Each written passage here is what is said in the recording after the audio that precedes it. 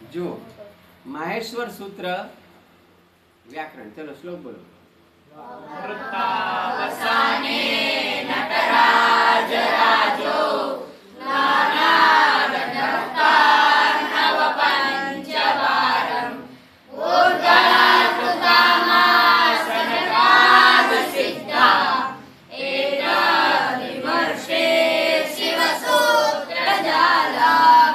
મીરા પેલા બેન પકડી લો, અહીંયા જ બેસાડો. એ બહાર બહાર કેવી રીતે ગયા? બહાર નહીં જવા જોઈએ.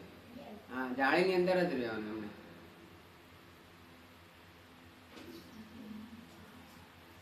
માહેશ્વર સૂત્ર કેટલા છે? હા. ચલો બોલી નાખો એક વખત. અરિગુણ રિર રિક એ અંગ ઐ ઔચ ભયવરટ લણ નિયમગણનમ જ્યવૈ ગડદશ જબગડદશ ખપશટધર ચટતૌ કપૈ શ્રસસર હલ ઇતિ પ્રત્યાહાર સૂત્રાણિ. શાબાશ. અ ઈ ઉણ આવું બોલાય છે ને પહેલું સૂત્ર. તો એમાં જે છેલ્લો અણ છે એ હલંત છે, એટલે તમે એને આ બધા સંખેડાને ખાચરો કહો. નીચે આમ ત્રાસી લીટી આવે ને એને અહીંયાના લોકો ખોડો અક્ષર કહે, કાં તો લંગડો કહે, કાં તો ખાચરો કહે. સંસ્કૃતમાં એને હલંત કહે. એ અક્ષર આખો નથી, અડધો બોલાય. આપણે જે અક્ષર બધા બોલીએ છીએ તો એમાં બે પ્રકારના અક્ષર હોય છે. કયા કયા બે પ્રકાર છે? અક્ષરના પ્રકાર બે કયા? વર્ણના બે પ્રકાર, સ્વર અને વ્યંજન. સ્વરની શું વ્યાખ્યા કરી હતી આપણે? શાબાશ. જે પોતે જાતે જ બોલી શકાય, એને બીજા કોઈનો ટેકો ના જોઈએ, જાતે જ રાજા. અને વ્યંજન કોને કહેવાય? અન્વગ ભવતી વ્યંજન. એટલે અન્વગ એટલે લંગડો છે, એને બીજી જોડે ઘોડી જોઈએ, ટેકો જોઈએ. અન્વગને બોલવા માટે કોનો ટેકો જોઈએ છે? વ્યંજનને બોલવા માટે કોનો ટેકો જોઈએ? સમજણ પડે છે બધાને? કેવી રીતે? દાખલા તરીકે મારે ક બોલવો હોય, હા, ક ની અંદર અ ઉમેરવો પડે તો જ ક બોલાય, નહીં તો બોલાય નહીં. અડધો ક બોલીએ એ આખી વસ્તુ જુદી છે. કા બોલવો હોય તો બરાબર. એટલે આમાં માહેશ્વર સૂત્રમાં જે છેલ્લો અક્ષર છે એ તમે જો એ હલંત છે, એ અડધા અક્ષર છે. અ ઈ ઉણ આવું બોલીએ છીએ ને, તો અ ઈ ઉણ આવું બોલવાનું. અ ઈ ઉણ, ણ આખો નથી. સમજણ પડે છે? હીરાક સમજણ પડે છે? ના સમજણ પડે હાથ ઊંચો કરજો. પછી બીજું કયું છે? એમાં ક હલંત છે છેલ્લો. એટલે જે છેલ્લા અક્ષર છે એ હલંત કરેલા છે, એ અડધા છે. અચ્છા, આ સૂત્ર જે છે એમાં એ છેલ્લા અક્ષર છે એને ગણવાના જ નથી, એનો લોપ થઈ જાય એવું કે છે.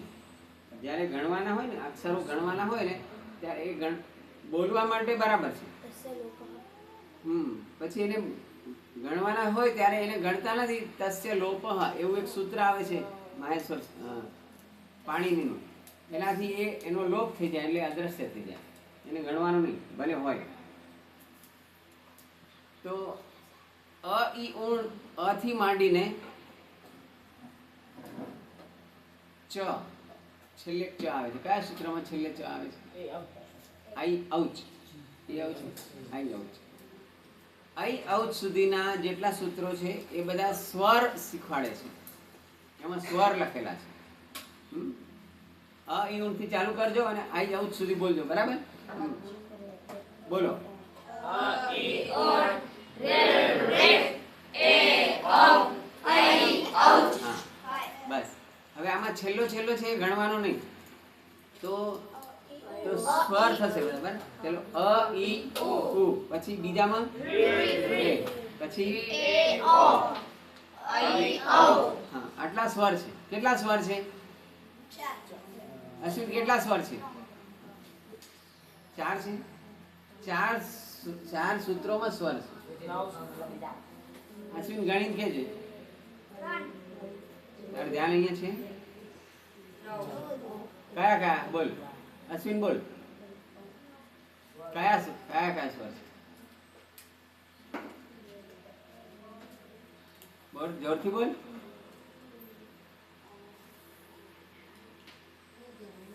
ધ્યાન છે તારું અહીંયા? હું શું કહેતો સાંભળી તો હે? જોરથી બોલ. હા, છેલ્લો અક્ષર નહીં ગણવાનો. હા હા હા.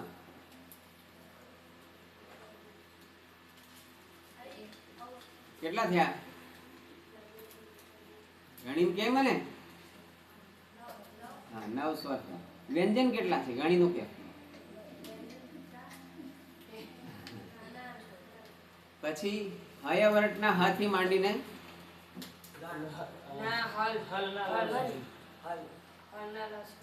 હા કેટલા સ્વર, કેટલા વ્યંજન થાય? હયવર્ટ થી ચાલુ થાય ને પછી વ્યંજન બધા કેમ થાય?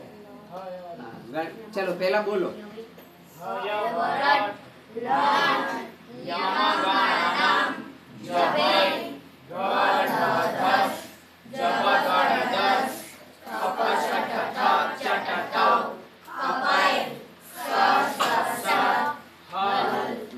કેટલા છે વ્યંજન ગણી દેખો? હ, ય, વ, ર. છેલ્લો નહીં ગણવાનો.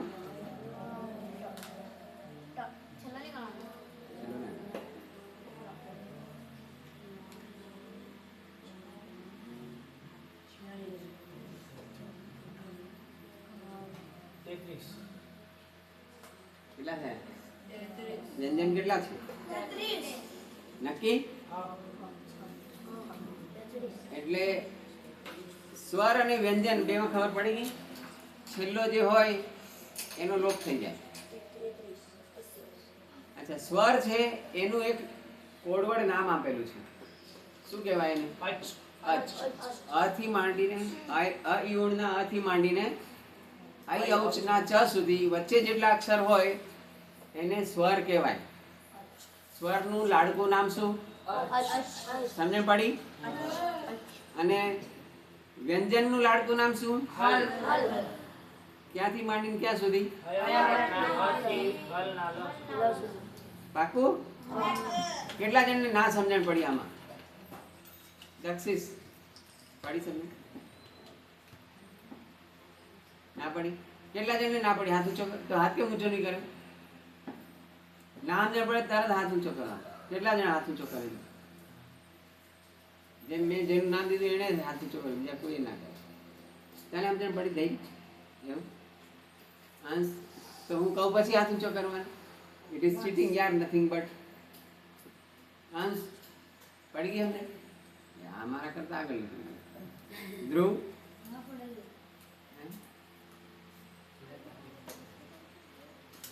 હાજી જયમીન પડી સમજણ?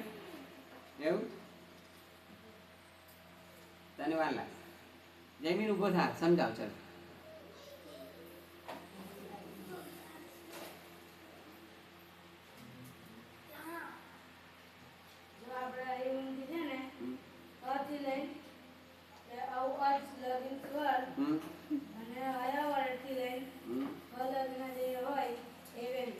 અરે વાહ, વેરી ગુડ. તાળી પાડો.